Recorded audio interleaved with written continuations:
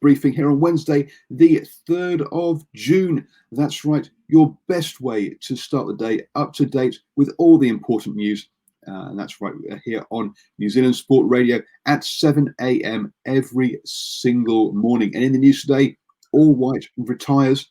Is it the resumption of play? Bumper Rugby News Day, and Formula One announces its dates.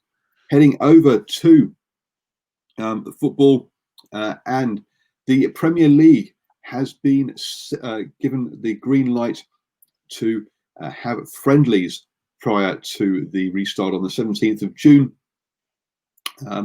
League leaders Liverpool held an 11-a-side training game at their pitch at that ground on Monday, but now friendlies between teams can happen. A couple of rules around it, though. Clubs cannot travel further than 90 minutes, though teams like Newcastle will be granted special dispensation, as there aren't any teams with any other Premiership teams within 90 minutes of them. All players must travel in their own cars and possibly even in kit. No official referees will be allowed, with members of the coaching staff taking charge. A full risk assessment must happen. Obviously, all players must have tested negative as well. So the EPL over in England getting itself back into action. And yes, All White, I can't find his name, All White, and Aaron Clapham has hung up the boots. He went to the Rugby World Cup in 2010, but didn't actually get a start. His first start was a game against Honduras in Auckland, and he earned 13 caps over between 2010 and 2013. Played played in the National League here in New Zealand, playing for Canterbury United, and was a record goal scorer with 69 goals in 149 matches. He also went on and scored a goal in the World Club Championship for Wellington. That's where he was playing for them at the time. So he also congrats. Let's hope enjoys his retirement. He's got a second child along the way, and he's looking at spending more time in coaching. He does say that he does regret not being able to play professional football, and also maybe getting a few more caps than he got. But yes, enjoy your retirement, Aaron. Going to hand you over now to Ashwin for our cricket update. Good morning, Paul, and good morning to our listeners and viewers out there in interweb world. Yes, as mentioned in the headlines, is it the resumption of play? ECB has announced the schedule for a 3-match test series against the West Indies. The test series will be played behind closed doors, with all 3 tests to be played at the Ageas Bowl in Southampton and Manchester's Old Trafford.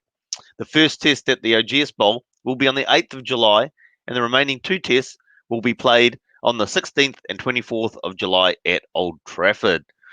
West Indies is set to arrive on June the 9th and will be placed into quarantine for 14 days before the series starts. They will quarantine and train in Manchester during the quarantine period, leading into the first test. Now, the catch-all in all this, obviously, is it's all subject to the UK government clearance.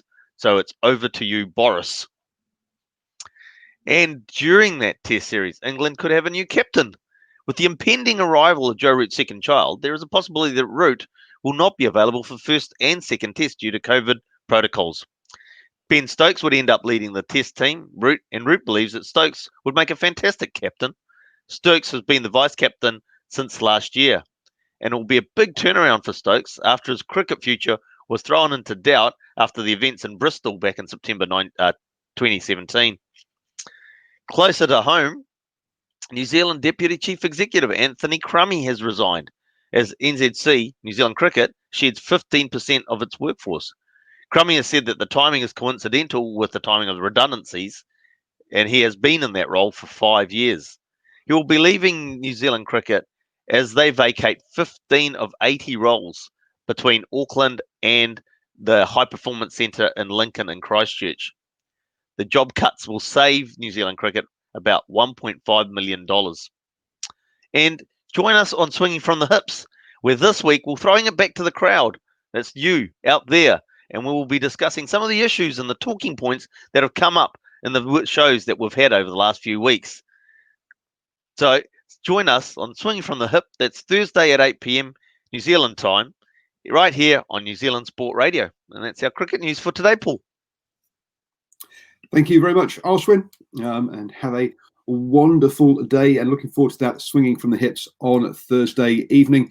Don't forget that to like our Facebook page so you don't miss that show. Also, if you prefer to listen, you'll be able to listen back to it on the podcast on iHeartRadio, iTunes, or Spotify. Just search for New Zealand Sports Radio. Moving on then to rugby news, and I say this section is going to take a while because there's been a lot of things happening overnight around this one. Kieran Reid has admitted that his provincial return is proving problematic. A number of players who are back from Japan are finding that there are concerns around the cost of insurance and or also getting release from the clubs up there in Japan. So it looks like a lot of those people will not be turning out in the Mitre 10 Cup as we had hoped. Fans, though, may be able to return to, or may be able to go to grounds for Super Rugby on Monday. The New Zealand government will be having the cabinet will be reviewing the levels and whether they can return it down to level 1. We're at something like 10 days or 11 days, whatever it is now, of no new cases and just one case of coronavirus in New Zealand that is recorded. So Jacinda Ardern did say that we could be back to level 1 as soon as Wednesday next week, which will be the 10th of June, with games kicking off on the 13th. New Zealand Rugby has announced that there will be what they call exciting innovations for the game. Other people are saying they're tinkering or we're changing rules yet again. So there will be a golden point. So if games are tied after 80 minutes of regular time, there'll be a 10-minute extra period where the first team to score by a drop goal, penalty kick, or try will win the game and earn 4 competition points. Points are, as usual, 4 points for a win, 1 point to the losing team if you were within 7 points, 2 points for a draw, and again that'll also apply if no one scores in that 10 minutes of extra time, and 1 competition point for any team scoring 3 tries or more than the opposition. In red cards, a player who receives a red card will be removed from the game, but that team will be able to replace him after 20 minutes with another player. So we're going to see how that impacts whether we'll see more red cards. We have seen more cards, obviously, in rugby in recent years, and people have been saying how and red cards used to be very rare, and people are saying how they ruin games for the fans. But we'll have to see how this one plays out, whether it leads to even more violent play or whether it still keeps, or the amount of the play keeps safe. Also, they have clarified some things around the breakdowns. The ball carriers will be allowed only 1 dynamic movement after being tackled. Crawling or any secondary movement other than placing or passing the ball will be penalised. Tacklers will be expected to roll away immediately in the direction of the sideline. This will be a referee's #1 priority at the tackle. So look at rolling away from the players being a key one. And apparently there'll be extra focus on the offside line, with defenders expected to be clearly onside to provide attacking teams more space, i.e. they're going to actually enforce the law on that one, hopefully. So lots of changes there in rugby rules. Yeah, messing around or changing the rules yet again. Over in South Africa, and the talks now, I mean, we've been talking for a while now that noise out of Australia in particular about South Africa maybe not being part of the Super Rugby going forwards. But now it's talks coming out of South Africa as well that the Lions, Bulls, Stormers and Sharks may join the Pro 14 as early as next year, but by 2023 at the latest. A couple of problems around this one. First off, South Africa has signed a TV contract for Super Rugby, so that obviously will need to be modified or at least come out of. And that broadcasting deal goes through to 2026. Also, the Pro 14 have said they have room for 3 more teams. Now, with South Africa having 4 teams, the question is, would the Kings or the Cheetahs lose their place to allow all those teams to go north, or how would that be accommodated? So, question marks or questions still to be answered on that one. Moving over to Australia, and even though Australia have lost or have cut, it was about a third of their staff, and also contractors and casual workers would also be looking at losing their roles. The Wallaby funding would stay the same. Dave Rennie is not going to be taking a pay cut in his new role, and basically the Wallabies funding will be ring-fenced from those reductions, which shows you where the reductions therefore will be mainly in grassroots, you would expect, or other high-performance programs such as the Sevens Men, Sevens Ladies, or the Wallaroos, or even all Super Rugby. So 47 of the 142 staff are going, but Dave Rennie's funding is not changing. And technical issues here means that my computer has frozen, so everything else will have to be done from memory.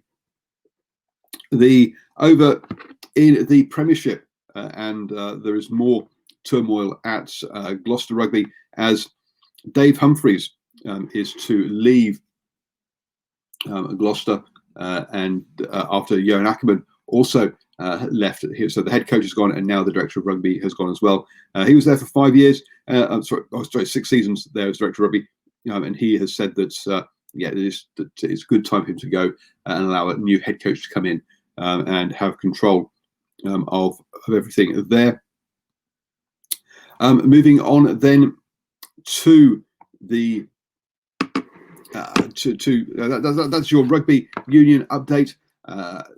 Tonight we'll be having our league show, so if you're looking for your rugby league fix, then do sign in at 8 p.m. this evening for our brand new league show here on New Zealand Sports Radio. And over in motorsport and in Formula One, they have announced the first 8 races of the season. We already knew we're going to have those 2 races in Austria. We then heading out, so that's on the 5th of July and the 12th of July. Then goes Hungary on the 19th of July for having a small break and heading over to England for the 2 races at Silverstone on the 2nd of August and 9th of August.